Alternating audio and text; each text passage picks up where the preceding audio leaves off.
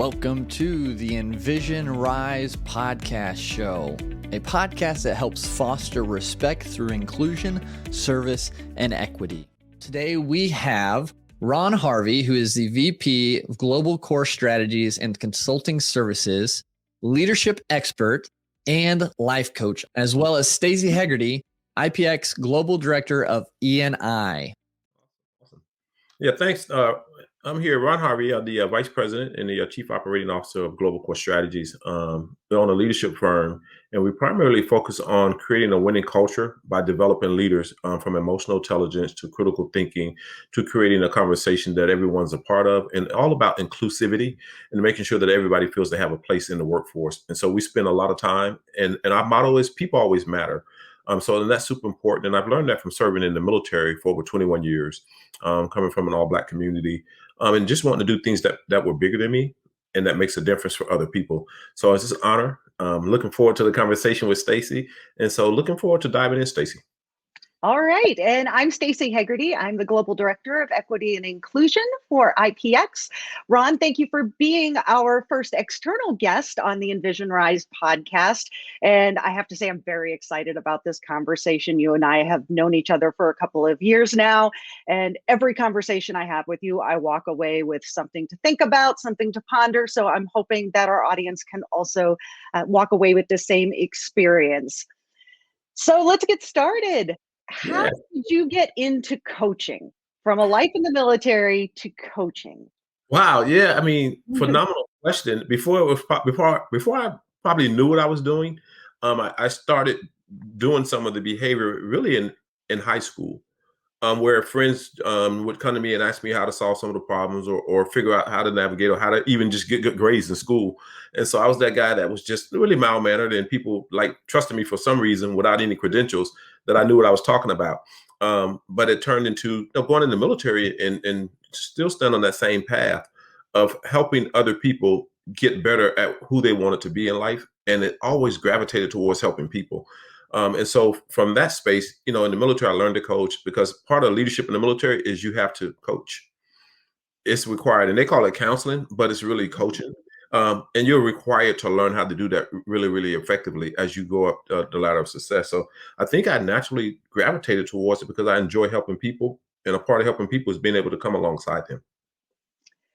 So how do you know when you've been successful coaching somebody? I think that was one question you asked me early on in our relationship, that how do you know when you've been successful at something? And I think about that all the time when I'm setting goals and thinking about projects. So how do you know?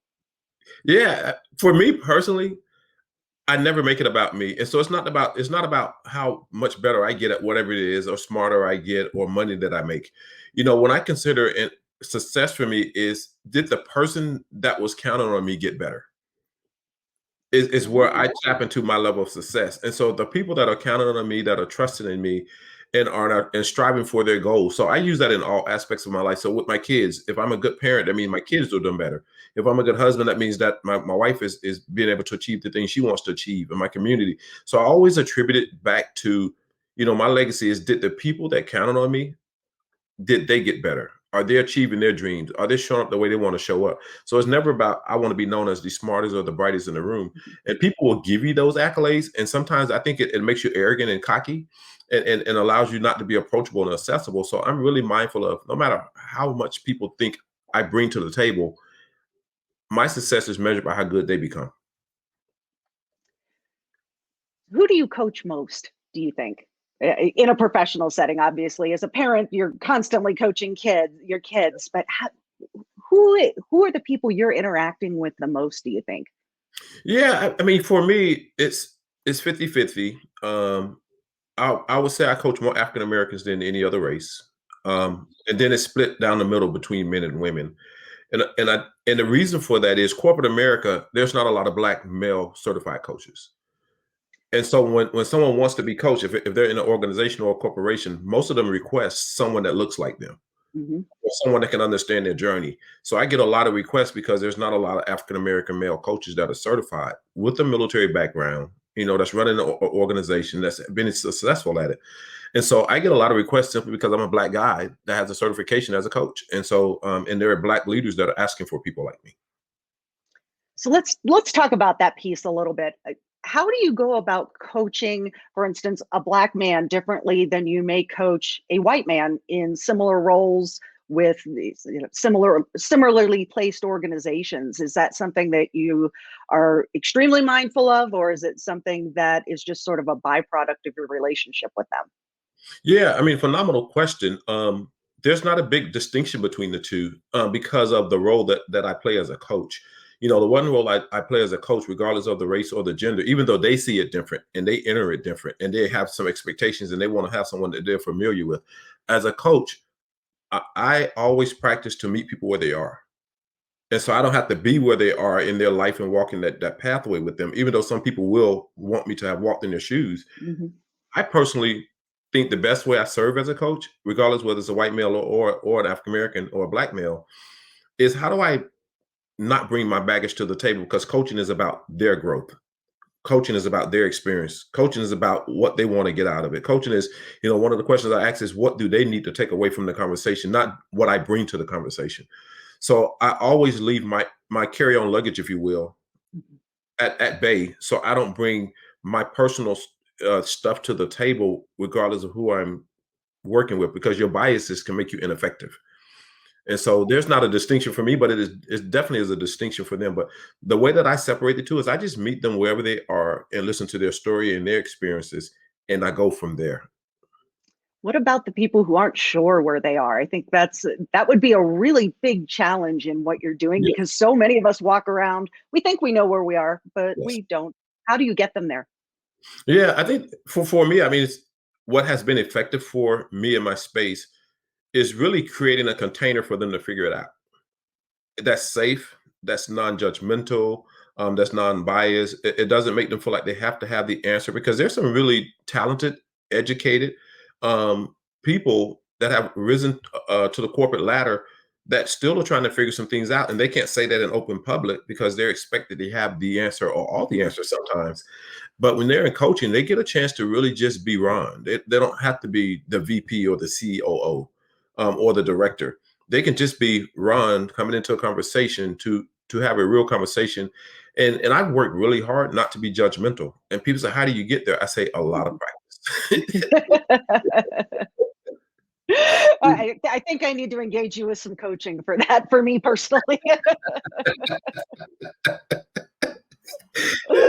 Yes. Yes.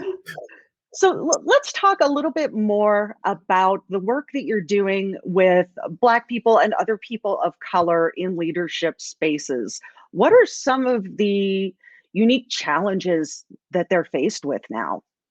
Yeah, I think this is a perfect topic, for all of us to have.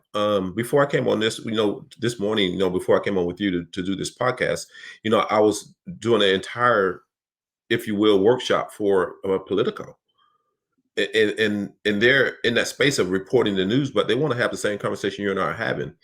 And so when you're sitting down, you're working with an African American or Black person about where they are in some of the challenges. The challenges are different, but the goal is still the same, regardless of race. Everybody Mhm. wants a place they can raise their family, a place where they feel included, a place where they feel valued, a place where they feel heard.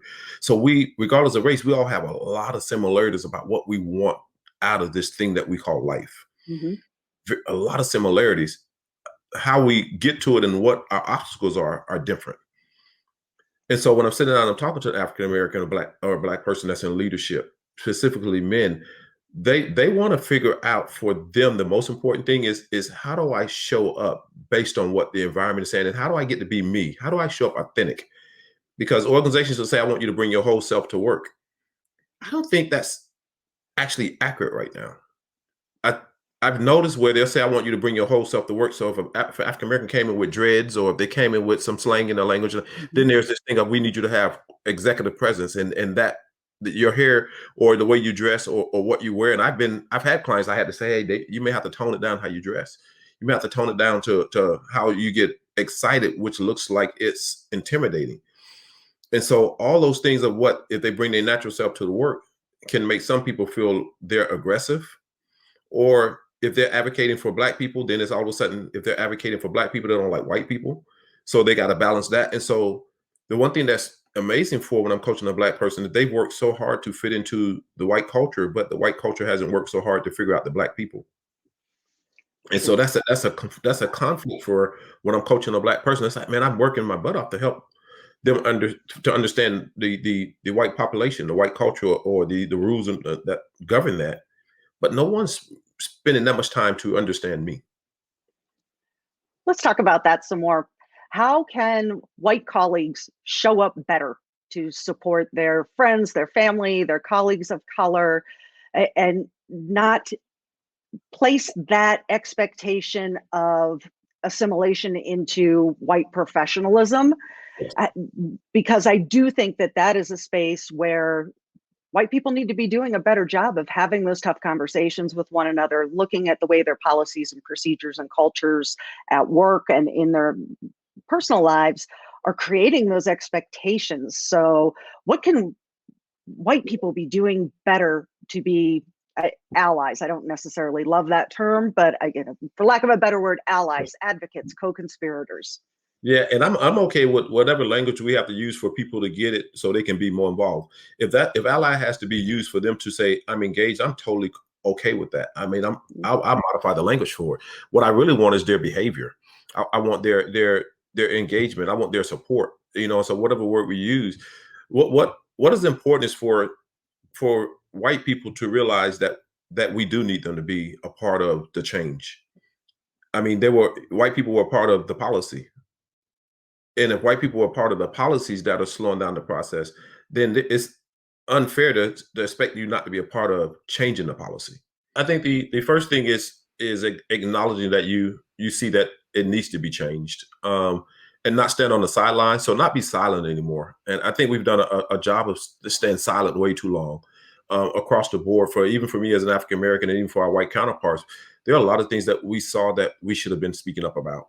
And so I think the first thing is just owning it. There are a lot of bad things that happen in our country. And this may sound horrible, but there are a lot of bad things in policy that happen primarily because of white people. And that's hard to say without people getting frustrated. So I'm not saying white people are to blame for everything, but there are a lot of policies that my race has been impacted by that we weren't at the table for the decision that was made. Voting rights, we weren't put in place to say that Black people couldn't vote. I had nothing to do with that decision. So when you look at the policies that are put in place, I think it's time for white people to look at all of the policies that were put in place and say, where is there unfair treatment? Where is it unequal? Where are the biases that sit in? Because we don't think about, even when you look at testing for African-American kids that's in schools with less resources, less access to Wi-Fi, less money in the school, but we give them the same exact test as a kid that has all of that stuff. Mm-hmm.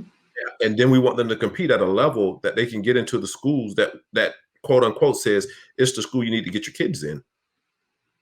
I think that's showing up a lot right now, given the circumstances of the last year or so. I think something that COVID did bring out in very bright lights is it's not equal.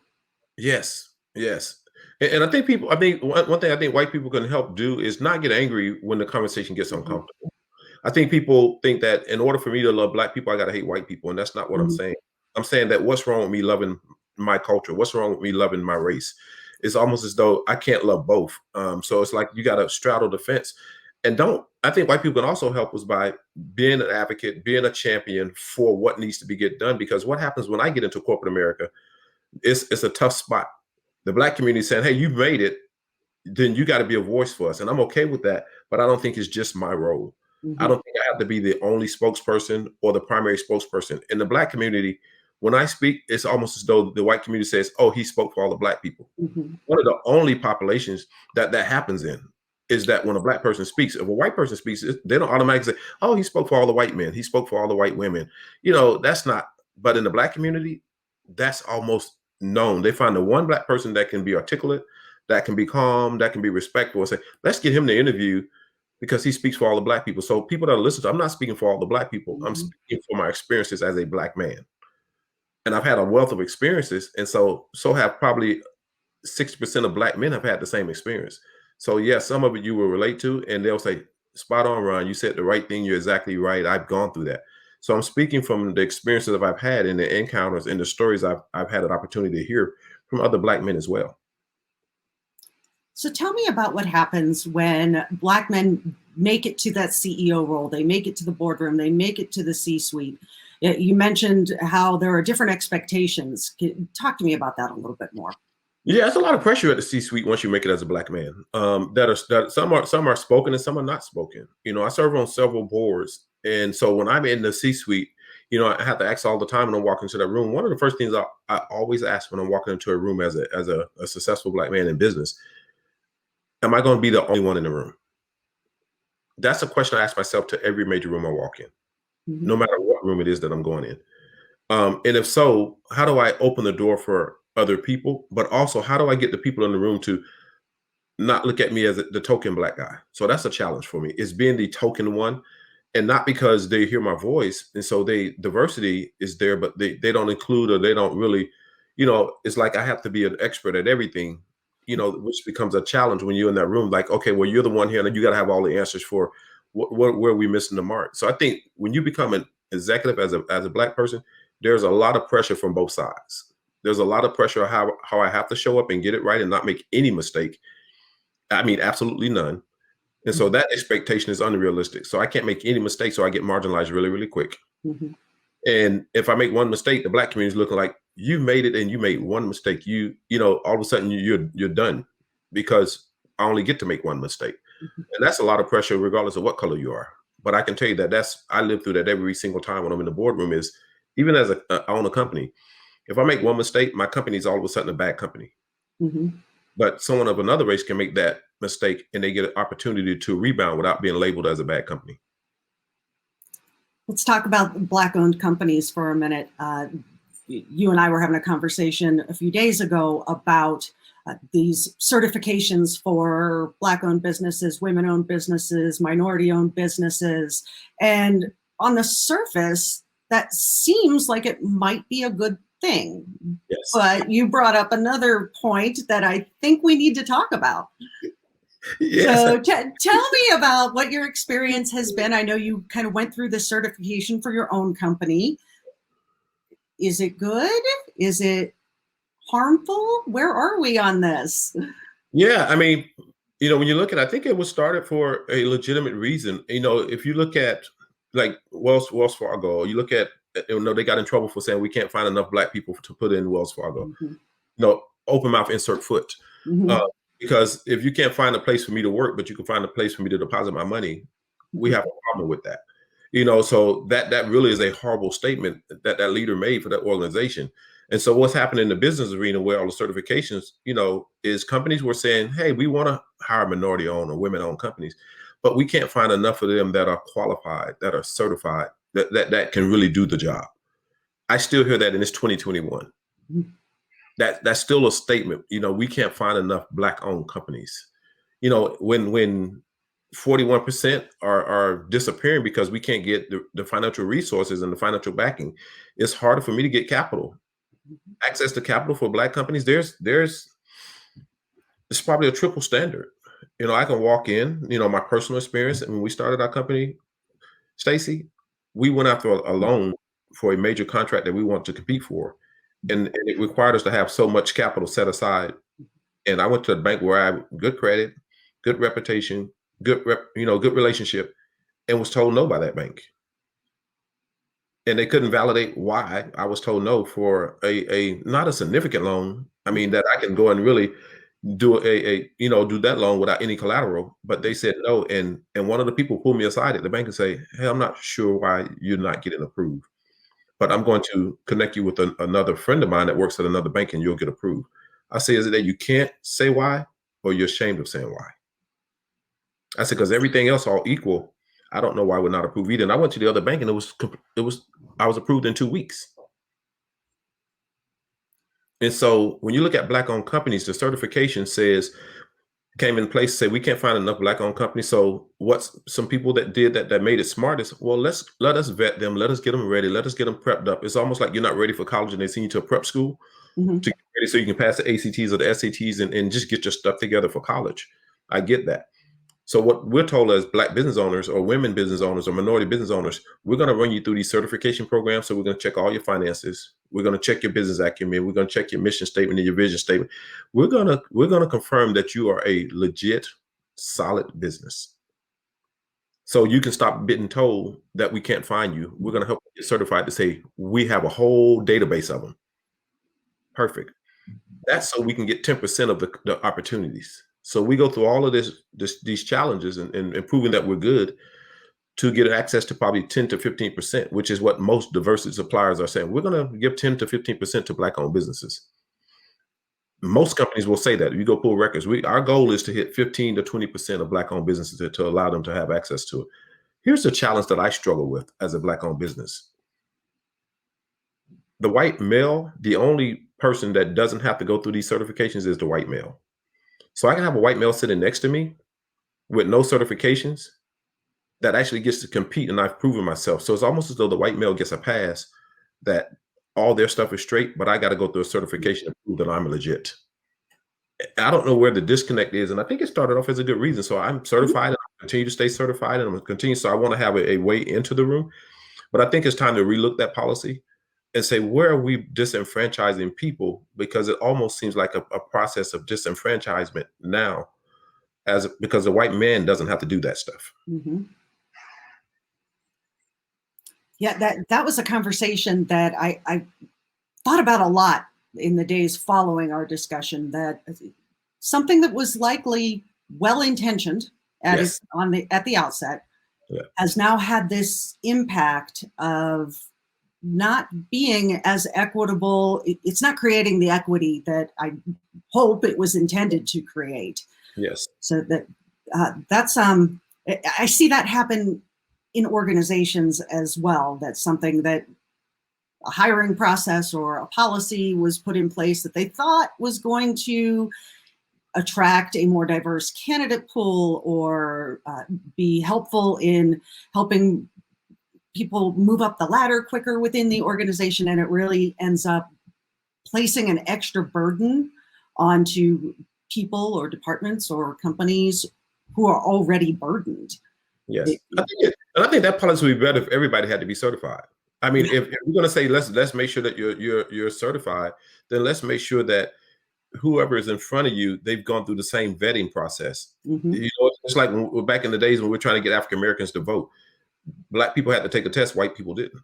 Mm-hmm. Like to automatically assume that every white person knew how to read, write, and spell. That was an assumption. That was a privilege that was given because of the color of their skin. Mm-hmm. And so now in business arena, if we look at this, are we automatically given a pass or privilege because it's a white male that their business? I got some white males that can use some of the same certifications and training that I go through. I think I know a few of them too that would be helped by that. I would tell you, it has made me a better business owner. It has made me smarter. It has helped me get my stuff together. And I love that, because I had to learn when I started my company, I had to learn the business side of it. And so it really has been super helpful. So when people look at it and they hear this, I don't want them to think I'm not grateful or appreciate that I've learned a lot. I just want it to be fair that if I step next to a white guy that owns a business just like mine, all things equal, I don't want him to get a pass for being legit. I want him to go through the same thing. So when we're standing there, then it's about our performance and not about our record. Well, I want to ask one last question, and the question is, couple of things do you think would be the most impactful for all the businesses out there that are truly, honestly saying, we want a more diverse workforce. We want a more inclusive place for people to come 40 hours a week. What are some of the things that they can do now to help make that happen? Yeah, I think it starts with what you and I are doing now, is have the conversation and get feedback from the people that you're trying to get to be a part of your organization, and meet them where they are. Really care, really want to do it, have the conversation. And they're going to be awkward when you first start because you've never had them before. And so awkward doesn't mean impossible, and it doesn't mean it can't be done, but be willing to be in an awkward position or have an awkward conversation to make your organization better. You know, so if you're running a business, you're a business owner, you have to understand that diversity, equity, inclusion is a profitable thing to do, period. It versus it's a nice thing to do. And I think for a while it's a nice thing to do and it feels good. And I want to feel good, but I don't want to feel good and be broke.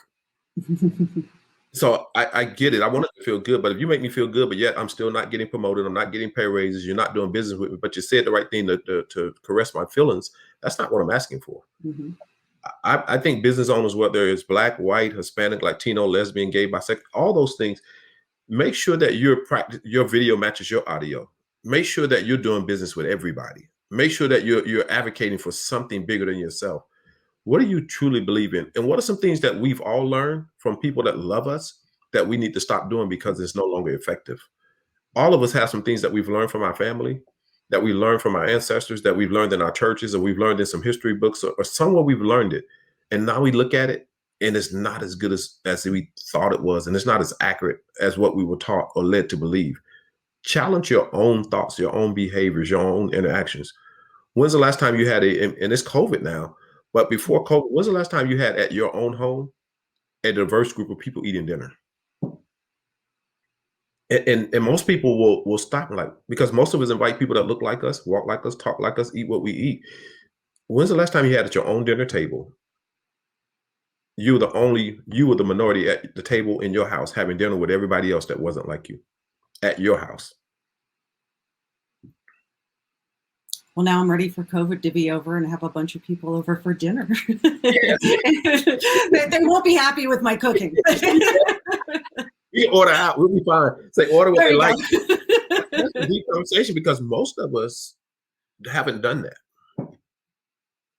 Most of us haven't done it. We'll meet people out for lunch, but when you allow them into your environment Mm-hmm. to see, because people learn about it. When you come to my house, if you come for Christmas, I got black Santas everywhere. I mean, I collect them. And so when people say, well, what do we get Ron for Christmas? I buy him a black Santa. He loves them because it allows me to be authentic to me, because my Santa all my life was a Black person. My mom and my dad were Black. So Santa wasn't white for me. And so I don't want to portray that Santa was white, whether you believe in Christmas or not. I do like Christmas. So I wanted it to look like around my house, the people that made Christmas real for me.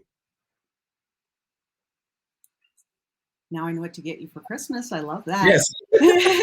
So one last thing, I said the last question was the last one. I lied a little bit. I'm loving the interview. I'm loving it. This is great. One of the things that I hear a lot in my own network, which is usually white moms in Denver, that we just don't know how to expand our circles very well.